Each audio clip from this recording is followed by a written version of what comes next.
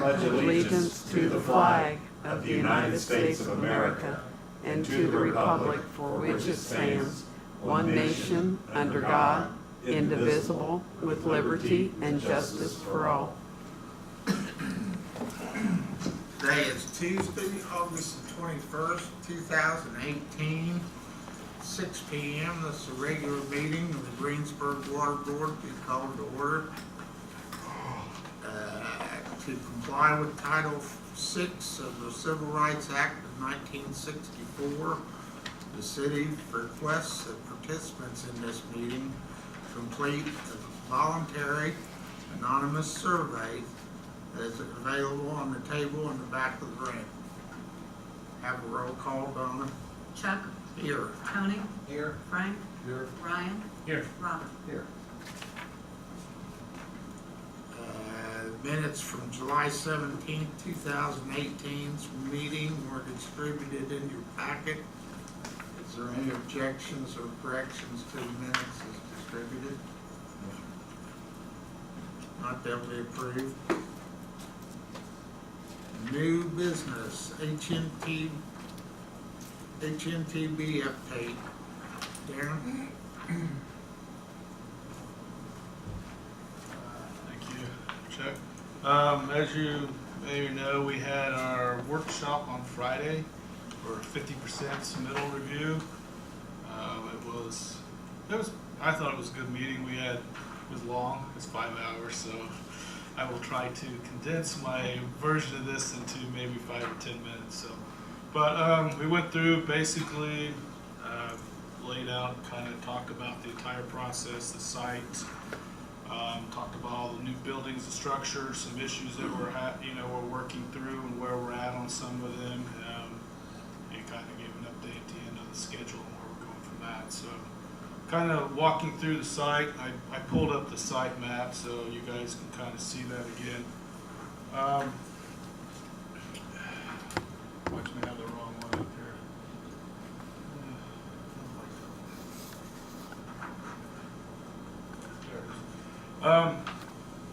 Basically, give you an orientation. This is 4th Street, and then this is Ireland Street.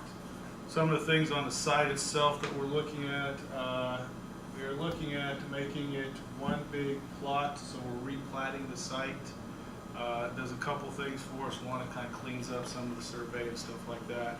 It also allows, since this is now a public roadway, these are still public roadways, and the idea is that we're going to vacate those from, so that this becomes more of a compound or campus area, so then this no longer becomes a public roadway, and this no longer becomes a public roadway back to here.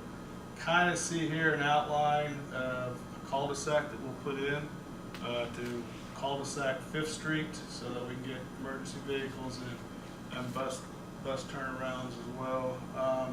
We'll have a gate here, and this will still be a driveway, so they'll still have, if something had to get through there or somebody, there'll still be a way to get through there. So it's not like it's just on an everyday basis that you basically after 5 o'clock they'll be able to shut the gates and kind of secure the site. Right now, the only site that you really have secured is your current groundwater treatment plant here is the only one with any security fencing or whatsoever. So the idea is that once we're done, this whole entire site gets fenced and secured somewhat.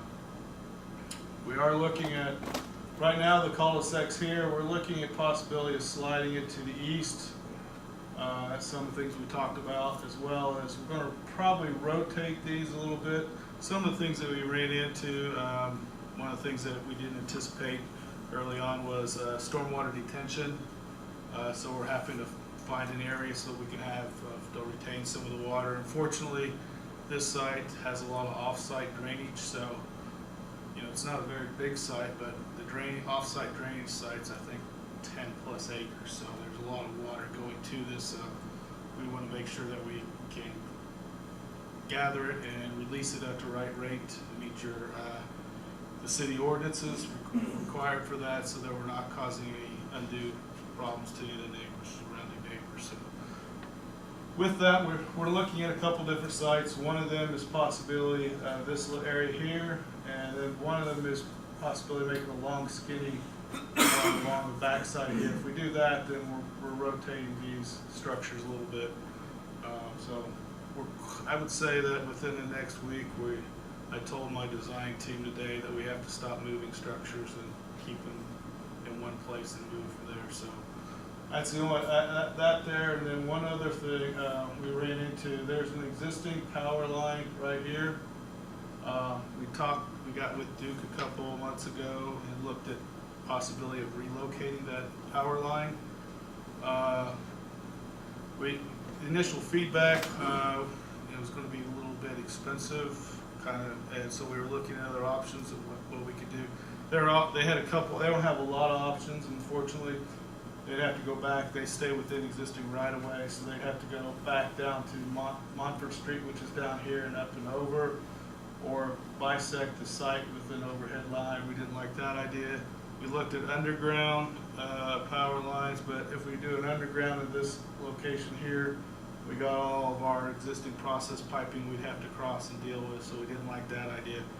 So if we can rotate these around, we can shift this building about 10 to 15 feet to the north, and we can eliminate this and we can keep the existing power line where it's at now without having any relocation. So I think that's the direction we're going at this point. So those are some of the major issues that we ran into as far as the site. One other thing to point out is sequencing of the construction sequencing. You know, you got your new facilities, all this is new. You got your new solids contact clarifiers here, rapid mix structure, your clear well, your pump and electric building, and then the main filter and office treatment plant building here. Your existing facilities, existing plants 1, your existing plants 2, your clear wells here, they're all going to have to maintenance service until we get the new ones online. So we show this building here, which is a maintenance garage or a vehicle storage garage, similar to what they have. Computer fell asleep. Similar to what they have at by Plant 2, but in order to construct that, we will have to. That'll have to be done in phases. We won't be able to construct that until we demo out these existing facilities, and that can't happen until all these are built and online. So there is a kind of a staging or sequencing of constructions that's going to occur, like a 2-stage type of thing. So contractor will know that up front that he has to, so that may extend the construction time a little bit to accommodate that. So that's some of the main issues with the site. Any questions? I'll move on to a couple. I won't go into the details. Unfortunately, these sheets are on your thing, so if you go to 4A2, this is kind of the what they call the main treatment plant building. It's kind of divided into 3 areas. You've got this area here, this triangle, or this backward L shape here is your chemical feed area. The center section here is office, administrative labs, and then this area here is your filtration area. So those are generally the 3 functions that occur in this building. Pretty much the only thing that came out of the meeting that's possibility of changing. We got a little extra room in this fluoride area that we don't need, and to try to save some money and reduce some costs. We may flip-flop the fluoride down here and move PAC up here. Those are 2 chemicals feeds that they do. That may be able us to reduce this building by about 200 square feet out of the building. So I think we're going to do that. It doesn't really affect any of the process. It's just kind of rearranging things after we got some things laid out. So the other thing that came out of the meeting, and I'll walk through this a little bit. This would be the main entrance door right up here. You'll have this is a reception area, a receptionist area here. This is kind of more of a public area in this general area here. You got a conference room here. You got a break or kitchen area here. You got a utility room back here. This is electrical panel storage type of thing for a lot of controls and stuff in there, and then this is also just some storage room. You've got men's and women's locker room facilities here. You got Rick's office here. You got more storage here. This is the lab area right in here. So kind of this back half is more of non-public area, and the front half is more the public area. It's kind of how it's set up. One of the things that came out of our workshop was, and I think it's a good idea, Mayor suggested it, was to, right now we only have the restrooms in this building are located with the locker rooms. So the idea was we didn't necessarily want public when they use the restrooms to have to be using it with the locker room. So what we're looking at doing is trying to add in another unisex restroom for here for the public. So if they are there for a meeting or for something, that there's a place that they be able to use the facilities without having to go into the locker rooms into that back half. So it's a good idea, and I think we'll be able to accommodate. We still haven't figured out that scenario, how that's going to work yet, but I don't think that's going to be a real big problem. The other thing we'll point out in the filter area that's a little different than, and I got another picture that shows this a little better. Right now, your current facilities where you have your gravity filters, the filter technology is very similar to what you have there. Gravity open tank filters, sand and anthracite, but you have a lot of potential chlorine venting of gas above those, so you have a lot of corrosive stuff there. Right now you don't have, everything is all exposed at your current plant. What we're going to do is we're going to isolate the areas above the filters with like a storefront glass panels, and they'll have a different HVAC or exhaust fans as well as heating, so that we'll isolate those over there. The corrosive gas areas above these tanks will be able to isolate from more of the occupied space. So I think that'd be an improvement over what you've got now. So, and I have another picture that shows that a little better. Let's see what else. I talked about the chemical feed, and we're looking to reverse that a little bit. Other than that, there wasn't too much that came out of that building, so to speak. Let's see if there's anything else we need to. Looking through my notes here, I said I'm going to keep it short. So one other thing we talked about, we got a pump and electrical building. That's going to be similar to, if you've ever been up to Flat Rock, that new pump building up there. It's a similar layout to that. The high service pumps will be vertical turbine. The backwash pumps will also be vertical turbine. It's they take up a smaller footprint than your split case, which all your current pumps are now are split case, so it's a little bigger. So by doing that, we're able to keep that building size a little bit smaller. And again, I've got another photo of that. The other issue, we're talking about the clear well. We're looking at two different types of construction on that, cast in place concrete versus post tension concrete. In the end, they'll look very similar, but how they go together is a little different. Post tension has a little more advantage in that there's a little less rebar that gets exposed to the corrosive the chlorine gas, so you have a little better tankage. It's a little more thicker, or say thicker is not the right word, denser concrete, so less likely to have the minor cracks that you see in normal concrete. So we're probably looking to, we looked at that both for the clear well and the solids contact clarifiers. It makes more sense on the clear well. That's more of a critical asset, and being that it's hard to take that out of service. Where the clear wells, you have complete redundancy. You can take one of those out, service at any time, and still maintain your treatment. So we're looking probably to use the upgrade as far as the concrete on the clear well and go more the conventional cast in place for the clarifier. So now the contractor, if he may get on site and they may be able to say we'll do both of them that way, and we'll have that discussion at that point. But I think moving forward for the design, we're going to keep the clear well at post tension and clarifiers at cast in place. A couple other things you got with you there, you got a spec list. Again, that's just kind of a list of that equipment, some of the equipment that we're looking at. We're reaching out to some additional suppliers. We had one supplier come in with a really high number, and so we're trying to get two other ones to see if he's just out of whack or whatever. And one came back. We got the second one, and it was almost half price. So we need to get a third one to compare and make sure, see which one's out of line there. So we're working through that. Those are some of the things we'll do from 50 to 90%. Schedule-wise, I think earlier I said that we were trying to get 90% around the 1st of October. I think we're going to slide that a little bit.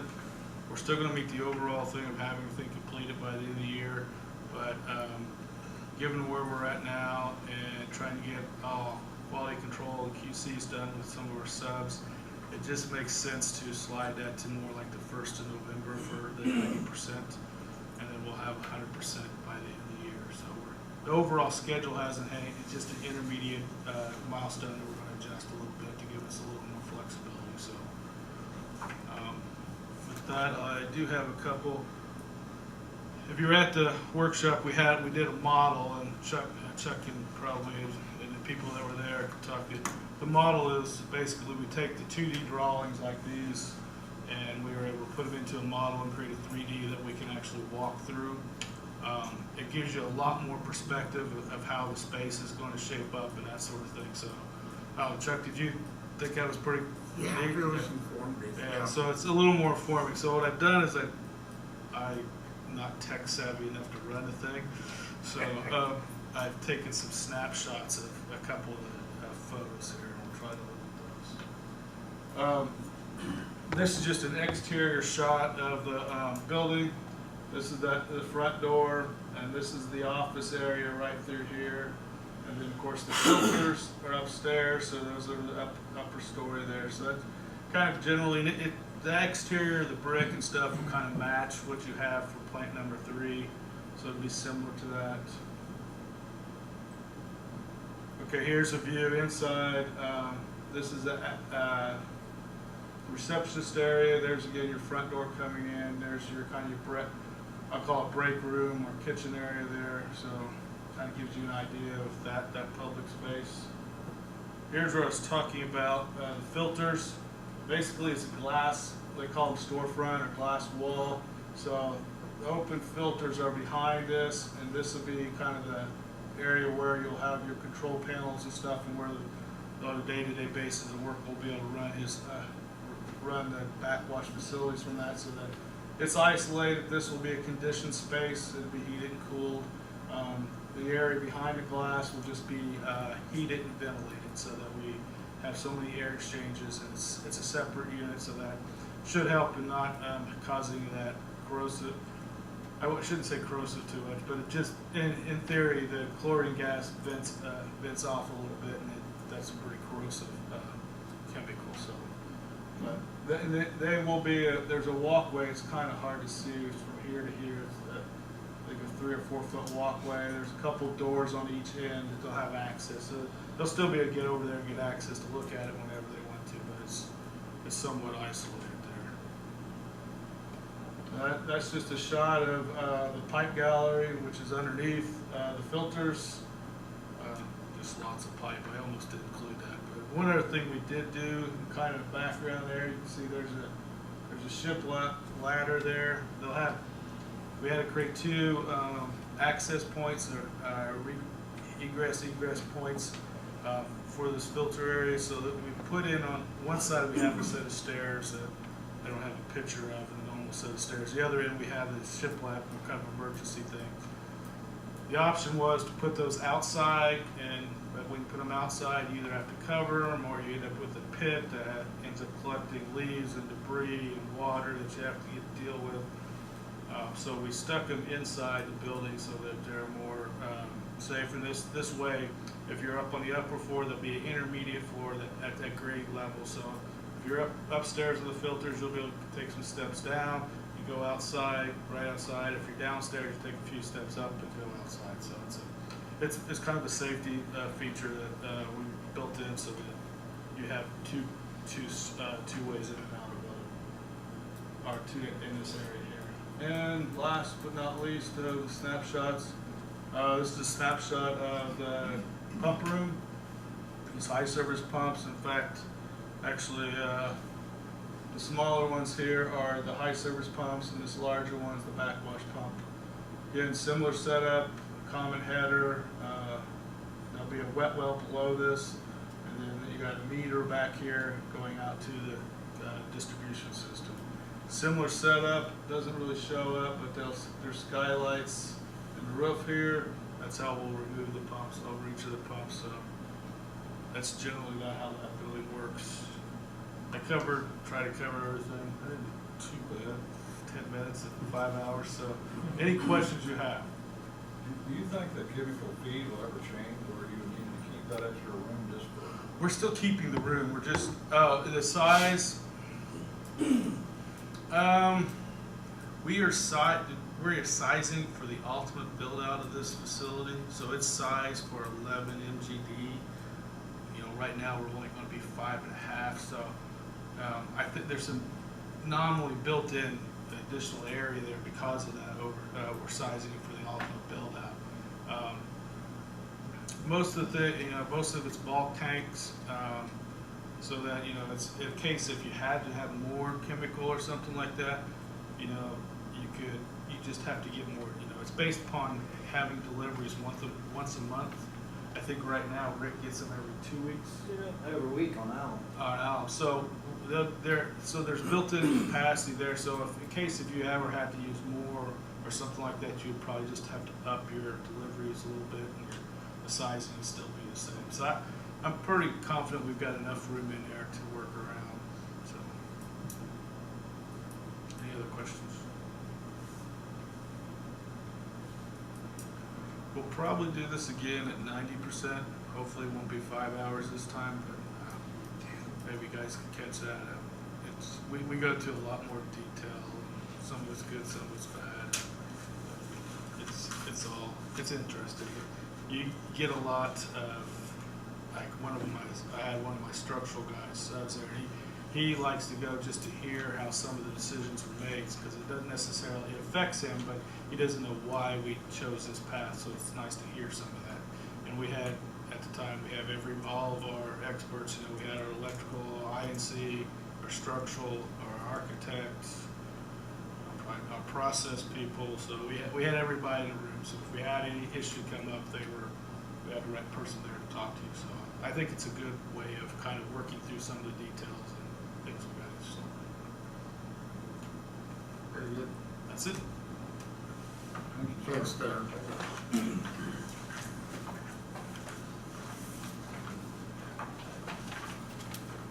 Water tower cleaning.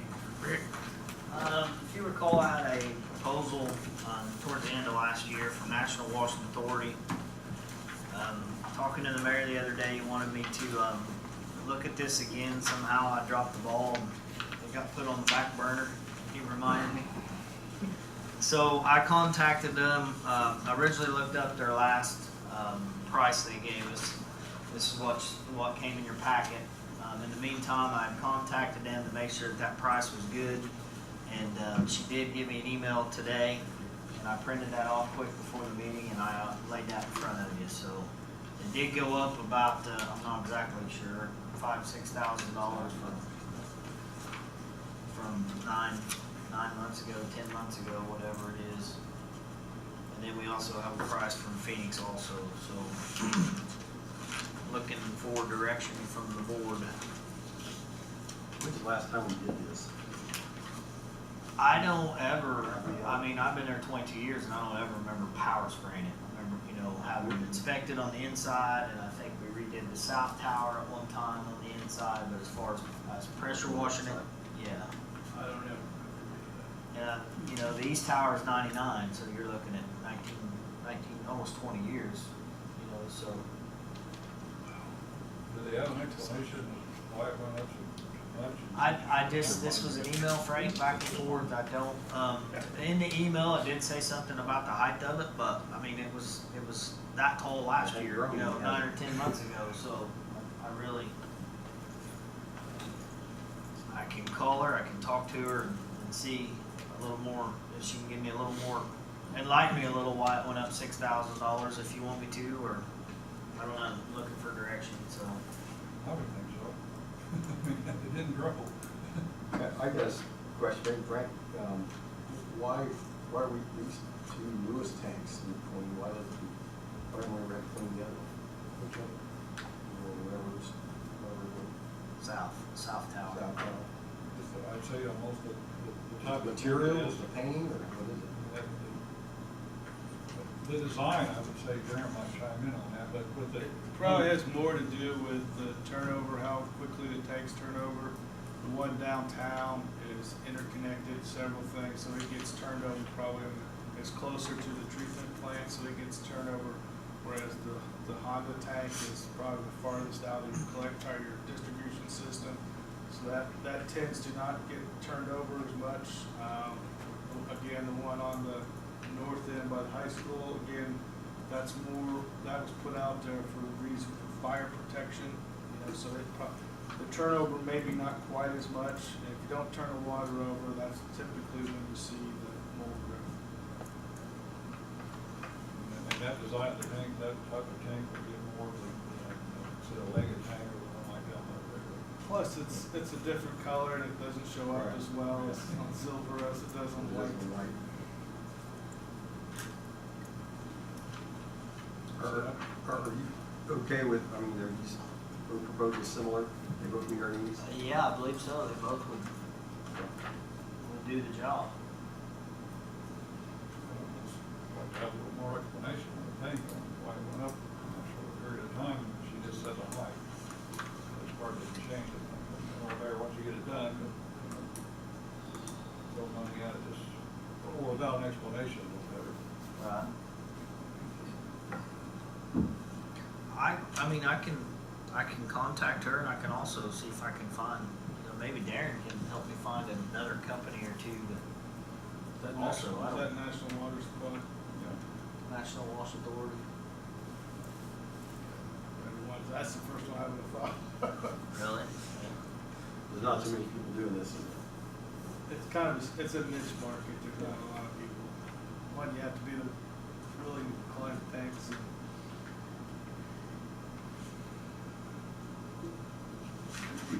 What's the board's wishes? Say we look into it a little more, be my opinion on why the price went up, at least another month or to see, if we can get some explanation for that. My opinion. I agree.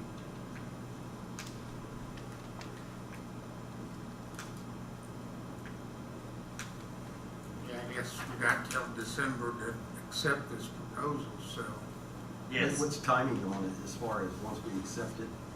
I'm guessing they don't want to be doing this in December or January. I would think not, being that high, but I'm assuming, I don't know, Robin, that's something I'd have to ask her. This it was brought to my attention, Mayor, last week, end of last week, like, hey, Rick, well, we got this done, and I dropped the ball, That's so.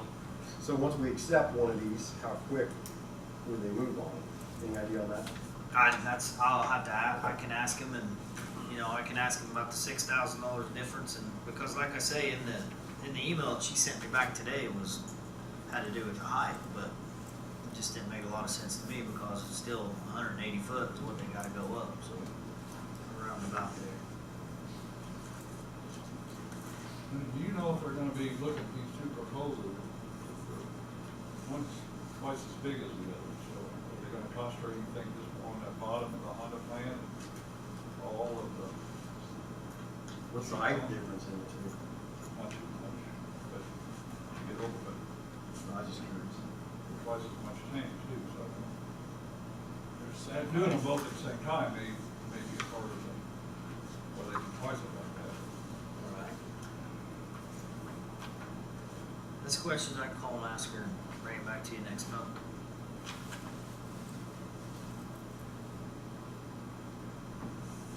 I think it's 10 foot, Rob. I think one's 198, the other one's 207. Oh, okay. The overall height above sea level is the same.